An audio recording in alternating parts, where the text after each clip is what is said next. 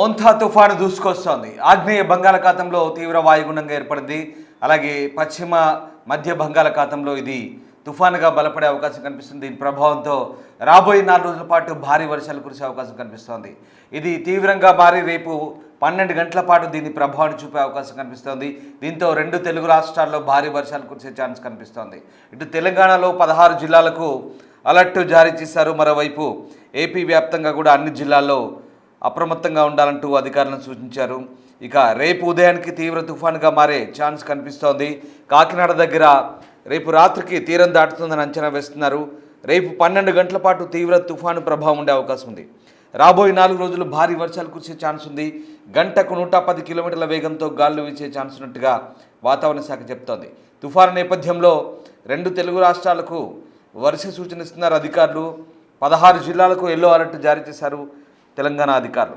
మోస్తరు నుంచి భారీ వర్షాలు కురిసే అవకాశం ఉన్నాయి. గంటకు 50 కిలోమీటర్ల వేగంతో ఈదురుగాలు వీస్తాయంటున్నారు. మరోవైపు ఏపీ ప్రభుత్వం అప్రమత్తమైంది. స్వయంగా ముఖ్యమంత్రి పర్యవేక్షిస్తున్నారు. ఇప్పటికే జిల్లాలకు ప్రత్యేక అధికారులు నియమించారు. తుఫాను ప్రభావిత జిల్లాలకు 19 కోట్లు విడుదల చేశారు. ప్రజలకు ఇబ్బందులు తలెత్తకుండా చూడాలని ముఖ్యమంత్రి ఆదేశించారు. మొబైల్ టవర్స్ దగ్గర జనరేటర్లు ఏర్పాటు చేయాలన్నారు. డ్రోన్ల ద్వారా సహాయక చర్యలు చేపట్టాలంటూ ముఖ్యమంత్రి చంద్రబాబు నాయుడు ఆదేశించారు. మోంథా తుఫాన్ దూసుకొస్తున్నట్టుగా తెలుస్తోంది. బంగాళాఖాతంలో తీవ్ర వాయుగుండం కొనసాగుతుంది. ఇవాళ ఉదయానికి తుఫాన్గా, రేపటికి తీవ్ర తుఫాన్గా రూపాంతరం చెందే అవకాశం కనిపిస్తోంది. ఇక 28న రాత్రి కాకినాడ సమీపంలో తీరం దాటే అవకాశం ఉంది. దీంతో పలు జిల్లాలకు అత్యంత భారీ వర్షాల ముప్పు పొంచి ఉన్నట్టుగా అధికారులు హెచ్చరిస్తున్నారు. ఆగ్నేయ బంగాళాఖాతంలో తీవ్ర వాయుగుండం అయితే ప్రస్తుతం కొనసాగుతోంది. అది ఆదివారం సాయంత్రానికి పోర్టు బ్లేయర్కు 670 కిలోమీటర్లు, చెన్నైకి 720 కిలోమీటర్లు, కాకినాడకు 780, విశాఖపట్నానికి 790, గోపాలపూర్ ఒడిశాకు 900 కిలోమీటర్ల దూరంలో కేంద్రీకృతమై ఉంది. సో ఇవాళ ఉదయంలోగా నైరుతి పశ్చిమ మధ్య బంగాళాఖాతంలో తుఫానుగా బలపడే అవకాశం ఉందని భారత వాతావరణ విభాగం తెలిపింది. మంగళవారం ఉదయానికి తీవ్ర తుఫానుగా మారి అదే రోజు రాత్రికి కాకినాడ సమీపంలో తీరం దాటుతుందని అంచనా వేసింది. దాదాపు 12 గంటల పాటు దీని తీవ్రత కొనసాగి మంగళవారం రోజు తుఫానుగా బలహీనపడొచ్చని చెప్తున్నారు.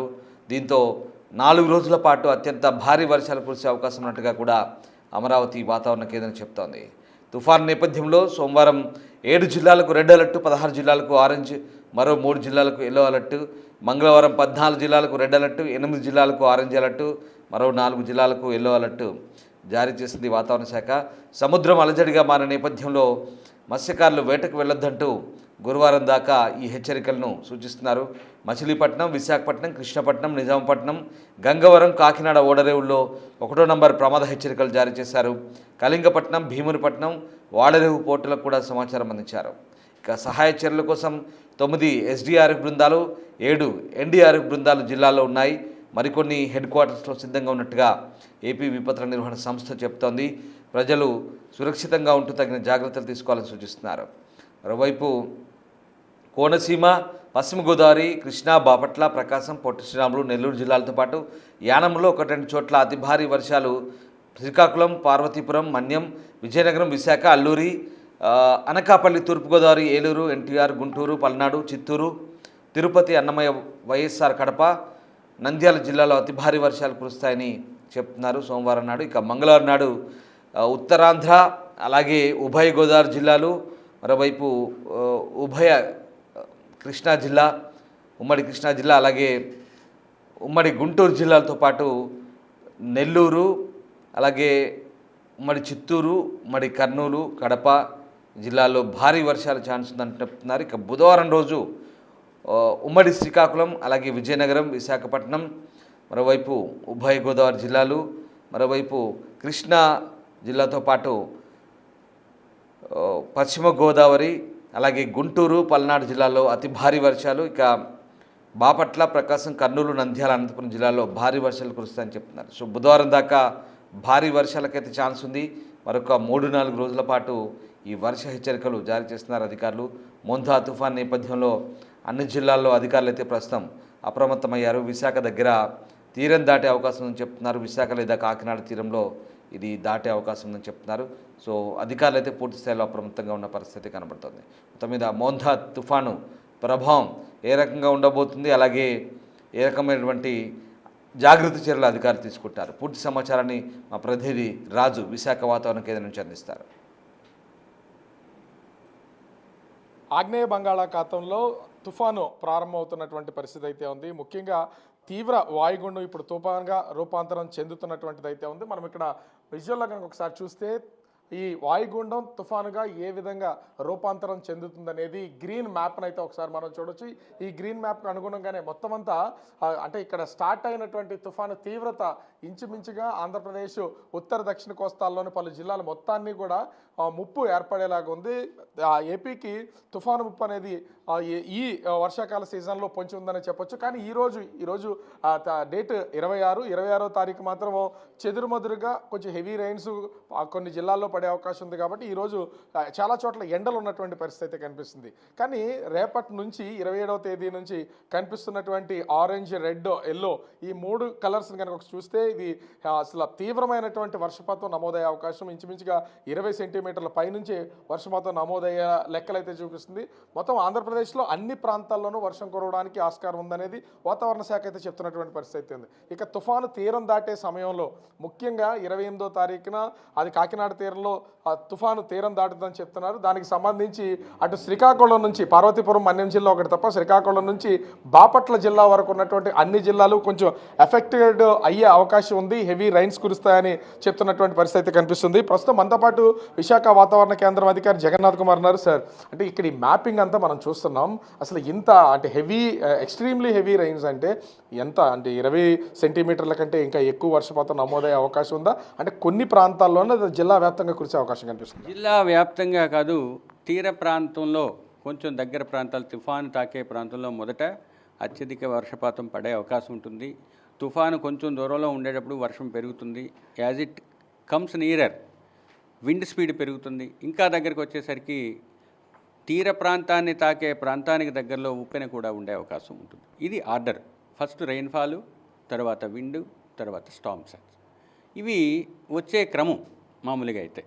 ఇప్పుడున్న పరిస్థితుల్లో రాష్ట్రంలో ప్రజెంట్ ఉన్న తీవ్ర వాయుగుండం రేపటికి సైక్లోన్గా పరిణమించే అవకాశం ఉంది.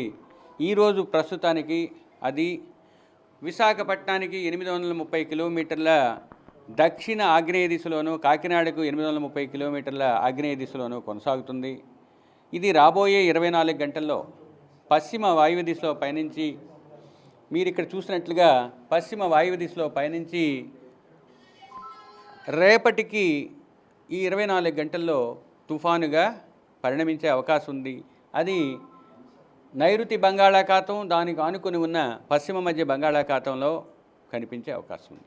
28వ తేదీ నాటికి తీవ్ర తుఫానుగాను, 28వ తేదీ సాయంత్రం రాత్రి మధ్య ప్రాంతంలో ఆంధ్ర కోస్తా తీరం వెంబడి ఉన్న కళింగపట్నం, మచిలీపట్నం మధ్య అనగా ఇంచుమించు కాకినాడకు సమీపంలో తీవ్ర తుఫానుగానే తీరాన్ని తాకే అవకాశం ఉంది.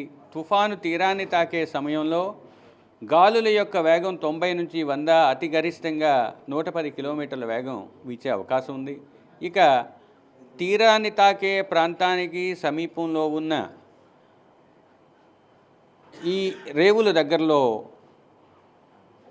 సాధారణ ఆటుపోట్ల కన్నా 1 మీటర్ ఎత్తులో ఉప్పెన వచ్చే అవకాశం. అంటే ముఖ్యంగా ఇప్పుడు ఇంత ఈదురుగాల్లో ఉన్నటువంటి పొజిషన్ ఖచ్చితంగా తుఫాన్ తీరం దాటే సమయంలో చెట్లు ఇరిగిపోయి కరెంట్ స్తంభాలు ఇరిగిపడిపోయే అవకాశం అయితే కనిపిస్తుంది. ఇది అసలు ప్రభుత్వం తీసుకోవాల్సినటువంటి చర్యలు ఏ విధంగా ఉన్నాయి, జాగ్రత్తలు ఏ విధంగా ఉన్నాయి చెప్పండి. ఒకటి, ఈ తుఫాను దాని యొక్క తీవ్రత పెరిగే వరకు వివిధ దశల్లో అది కలిగించే విపత్తు, దాని యొక్క తీవ్రతను మేము డ్యామేజ్ పొటెన్షియల్ అని చెప్తాం. అది ఇంపాక్ట్ అంటే అది కలుగజేసే పరిణామాలు ఏ విధంగా ఉంటాయి తెలియజేస్తూ మేము డిజాస్టర్ మేనేజర్స్కి, ముఖ్యంగా డిస్ట్రిక్ట్ కలెక్టర్స్కి మేము పంపించడం జరుగుతుంది. వాళ్ళు ఈ పర్టికులర్ విండ్ స్పీడ్తో జరిగే డ్యామేజెస్ని మేము అసెస్ చేసి చెప్తూ ఉండడం వల్ల దానికి తగిన చర్యలు తీసుకుంటారని ఆశిస్తాం. అంటే వర్షం అంటే ఎన్ని సెంటీమీటర్లు గరిష్టంగా కురిసే అవకాశం కనిపిస్తుంది? అంటే ఇంత ఎక్స్ట్రీమ్లీ హెవీ రైన్స్ అనేది ఇప్పటి వరకు ఈ సీజన్లో ఎప్పుడు అనౌన్స్ చేసినటువంటి పరిస్థితి అయితే లేదు. ఎంత కురిసే అవకాశం ఉంది? ఏ జిల్లాలో ఎక్కువ ప్రభావం ఉంటుంది ఈ సీజన్లో? ఈ సంవత్సరం ఈ సీజన్లో మీరు చెప్తున్నారేమో, మామూలుగా అయితే నైరుతిలో కాకుండా ఈశాన్య ఋతుపవనాలు ఈ సైక్లోన్ టైంలో ఎక్స్ట్రీమ్లీ హెవీ రెయిన్ ఫాల్స్ వచ్చే అవకాశం ఉంటుంది. ఇప్పుడున్నది it is the first cyclone of the season.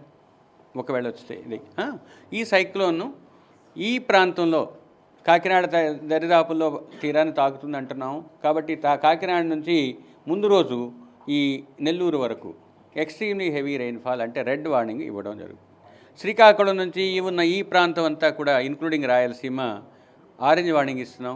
Extreme west Rayalaseema ఉన్న 3 జిల్లాలైన కర్నూలు, అనంతపూర్, సత్యసాయిలో ఎల్లో వార్నింగ్ ఇస్తున్నాం. అంటే పోర్టులకు సంబంధించి అసలు ఏంటి, ఏ ప్రమాద హెచ్చరిక ఉంది, దీని ద్వారా అసలు ఆ సిగ్నల్స్ ఏం చెప్పబోతున్నాయి? ఇప్పుడు ప్రస్తుతానికి తీరానికి 830 కిలోమీటర్ల దూరంలో తీవ్ర వాయుగుండంగా కొనసాగుతుంది. కాబట్టి వాయుగుండం తీవ్ర వాయుగుండంగా ఉన్నట్టయితే దాన్ని డిస్టెంట్ కాషనరీ సిగ్నల్ నెంబర్ 1 ఇస్తాము. ఇప్పుడున్న పరిస్థితుల్లో 500 కిలోమీటర్ల కన్నా ఎక్కువ ఉంది కాబట్టి దాని యొక్క ప్రభావం ఇంకా తీరం మీద ఉండదు. కానీ డిస్టెంట్ కాషనరీ సిగ్నల్ నెంబర్ సుదూరంలో ఒక సైక్లోన్ లేదా వాయుగుండం ఉంది అని చెప్పడానికి ఇచ్చేవి డిస్టెంట్ సిగ్నల్. రైతులకు ఏమైనా సూచనలు చేసే అవకాశం ఉన్నాయి కదా. మాకున్న ప్రత్యేక విభాగం ద్వారా వారం రోజులు రైతులకు ఇచ్చే సూచనలన్నీ పంపించడం జరిగింది. రైతులకు ముఖ్యంగా ఇప్పుడు ఉన్న స్టాండింగ్ క్రాప్స్ని కాపాడుకోవాలి. గాళ్ళు కూడా పెరిగే అవకాశం ఉంది. తీవ్రమైన వర్షాలు పడే ఎక్స్ట్రీమ్లీ హెవీ కానీ హెవీ రెయిన్ఫాల్స్ కానీ తీరం అంతా కూడా 27, 28, 29 రోజు కూడా కనిపిస్తున్నాయి. కాబట్టి ఈ 3 రోజులు తీసుకోవాల్సిన జాగ్రత్తలన్నీ తీసుకోమని వ్యవసాయ విభాగానికి చెప్పడం జరిగింది. వ్యవసాయదారులకు ప్రత్యేకంగా మాకున్న సోషల్ మీడియా గ్రూప్స్ ద్వారా వాళ్ళకి తెలియజేయడం జరిగింది. ఓవరాల్గా చూస్తే ఈ తుఫాన్ ప్రభావానికి సంబంధించి ప్రస్తుతం వాయుగుండం కొనసాగుతుంది. ఈరోజు వర్ష ప్రభావం లేకపోయినా రేపు ఎల్లుండ అటు రేపు కాకినాడ నుంచి పొట్టి శ్రీరాములు జిల్లా వరకు, నెల్లూరు జిల్లా వరకు, అదేవిధంగా ఎల్లుండ అటు శ్రీకాకుళం నుంచి ఒక పార్వతీపురం మన్యం జిల్లా తప్ప మిగిలినటువంటి బాపట్ల జిల్లా వరకు కంటిన్యూగా హెవీ రైన్స్ నమోదయ్యే అవకాశం అయితే ఇక్కడ స్పష్టంగా కనిపిస్తుంది. ప్రభుత్వం ఇప్పటికే హెచ్చరికలు జారీ చేసినటువంటి నేపథ్యంలో వాళ్ళు పలు జాగ్రత్తలు అయితే తీసుకుంటున్నారు. రైతులు కూడా కొన్ని జాగ్రత్తలు తీసుకోవాల్సినటువంటి పరిస్థితి అయితే ఉంది. భారీ వర్షాలకు తోడు దాదాపుగా 90 నుంచి 110 కిలోమీటర్ల వేగంతో ఈదురుగాలు వీచే అవకాశం ఉన్నటువంటి నేపథ్యంలో పలు జాగ్రత్తలు తీసుకోవాలని విశాఖ తుఫాన్ల హెచ్చరికల కేంద్రం అధికారులు అయితే చెప్తున్నటువంటి పరిస్థితి కనిపిస్తూ ఉంది. కెమెరామెన్ చేత రాజు.